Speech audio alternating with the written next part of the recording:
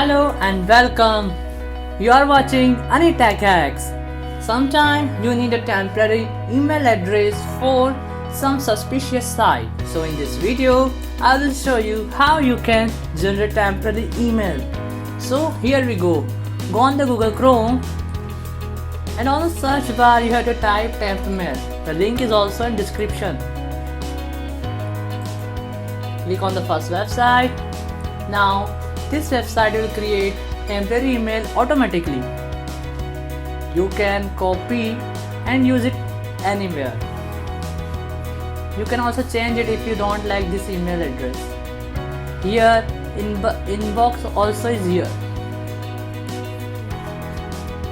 Thank you very much for watching this video. If you like technical hacks and tricks, you are welcome to this channel Anitech Hacks.